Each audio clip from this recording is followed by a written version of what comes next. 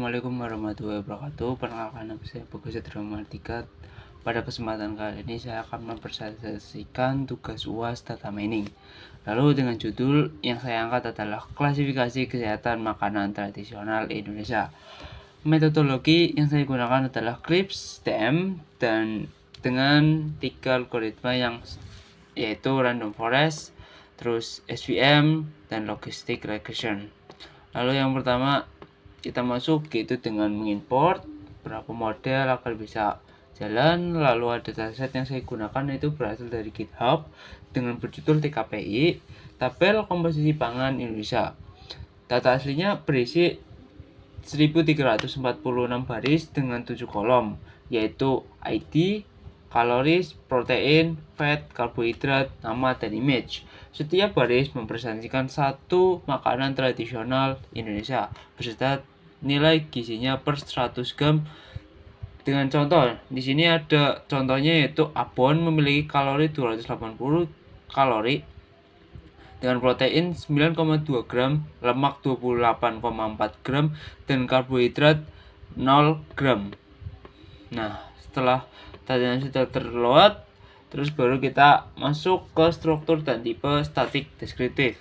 Setelah saya kategorikan dan filter datanya, tersisa 911 baris dengan 13 kolom. Perhatikan, tidak ada duplikat, tidak ada missing value, semua kolom sudah terisi lengkap. Sekarang lihat statistik deskriptif untuk 4 nutrisi. Kalori rata-rata 198 kilokalori setiap, tapi standar deviasinya tinggi yaitu 160.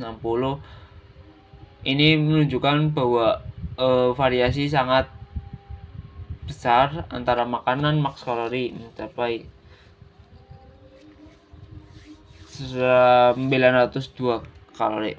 Lalu lanjut ke cek nilai. Nah, tahap berikutnya adalah pemeriksaan nilai 0 dengan kaloris memiliki 8 baris per 0. Ini tidak mungkin karena semua makanan pasti memiliki kalori. Jadi baris dengan kaloris 0 harus dibuang. Terus protein ada 129 per 0, lemak 17, dan karbohidrat 92. Nilai 0 di protein. Lemak dan karbohidrat itu wajar. Contohnya, ini misalnya contohnya tuh ada selada dan mentimun yang memang sangat rendah protein dan lemaknya.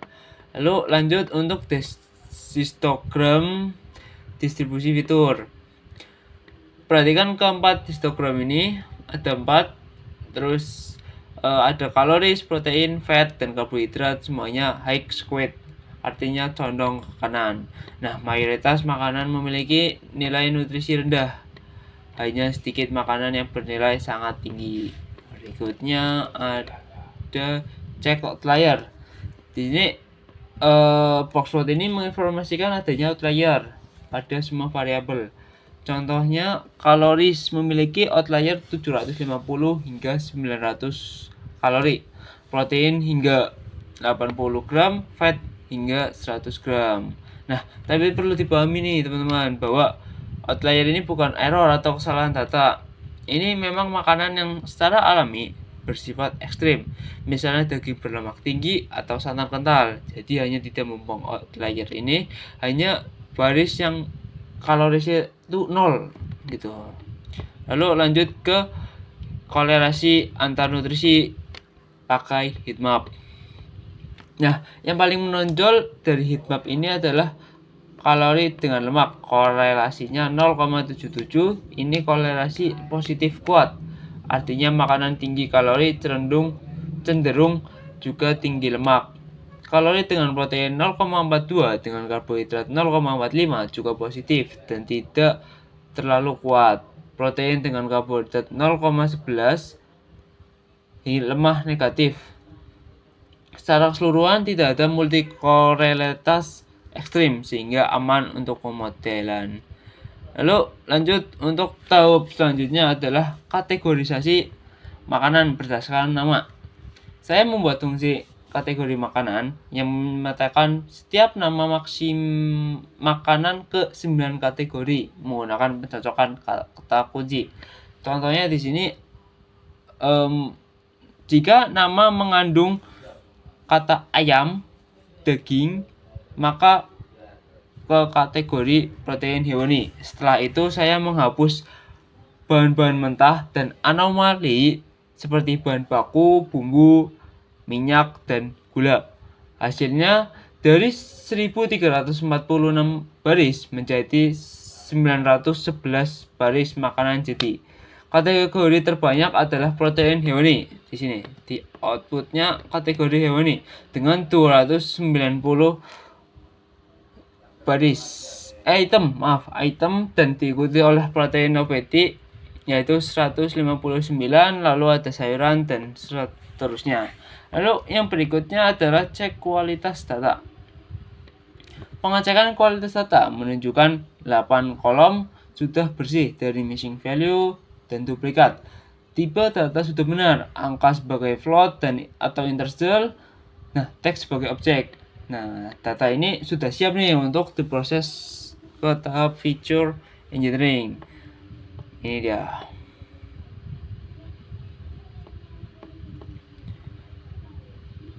Sebelum ke feature engineering, di sini kita outlier handling dulu. Di tahap outlier handling ini saya hanya melakukan satu tindakan, menghapus baris yang memiliki kaloris 0 atau bare 0.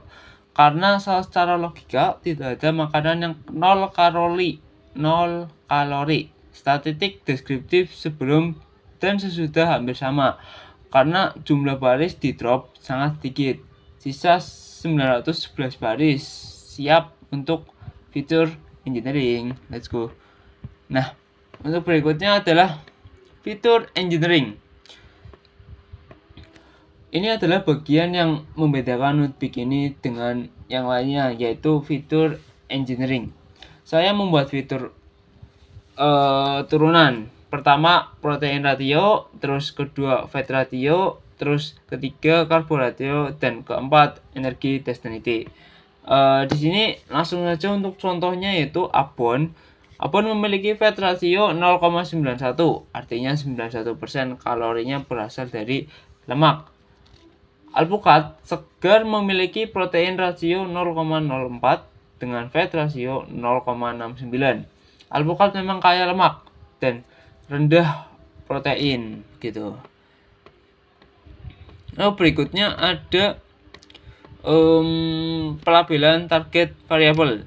Karena dataset ini tidak memiliki label gizi resmi, saya membuat label sendiri dengan aturan rule based berdasarkan angka kecukupan gizi Kemenkes 2019. Aturannya sebagai berikut. Sehat itu protein rasionya minimal 10%, terus fat rasionya itu 30%, dan energi density-nya maksimal itu 250.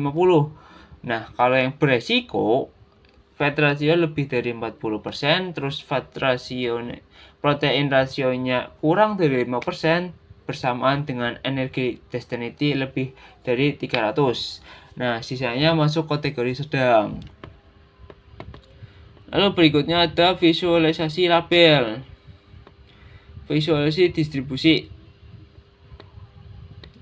Kita langsung ke 3 grafiknya. Grafik pertama adalah bar chart distribusi label sehat paling banyak. Lalu ada grafik kedua box plot protein rasio per label. Ini bisa diperhatikan kelas sehat memiliki median protein rasio tertinggi sekitar 0,3, beresiko dan sedang lebih rendah. Lalu grafik ketiga ada box plot fat rasio per label. Kelas beresiko memiliki fat rasio jauh lebih tinggi dibandingkan sehat atau sedang. Ini membuktikan antara aturan labeling sudah benar. Makanan sehat memang cukup protein dan rendah lemak. Makanan beresiko tinggi lemaknya.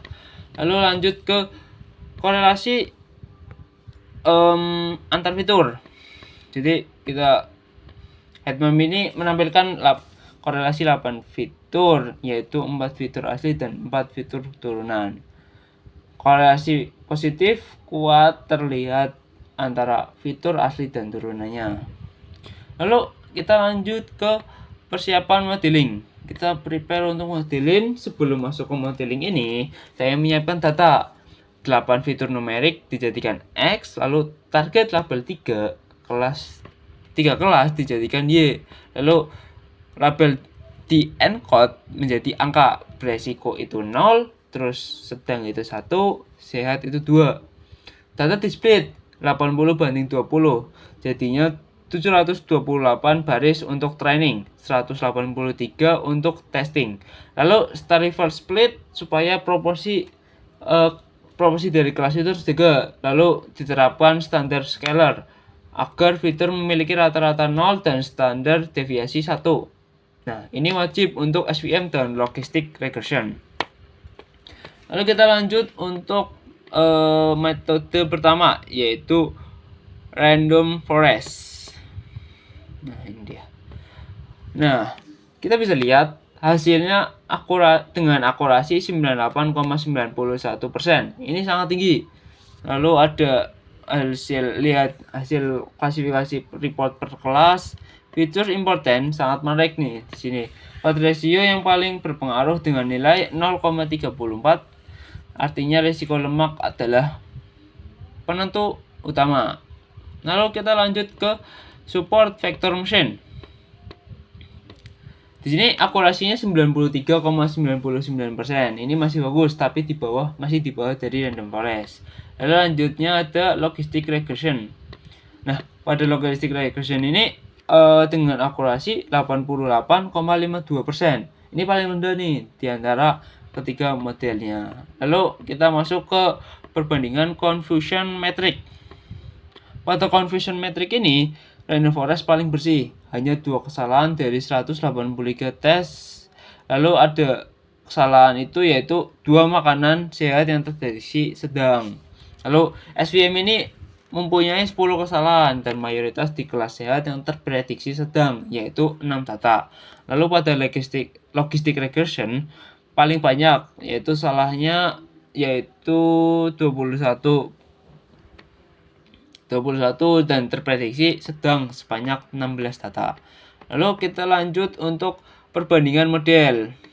Pada perbandingan model ini, random forest meraih akurasi tertinggi yaitu 98,91%. Diikuti dengan SVM di posisi kedua dengan 93,99% dan logistic regression di posisi ketiga yaitu 88,52%.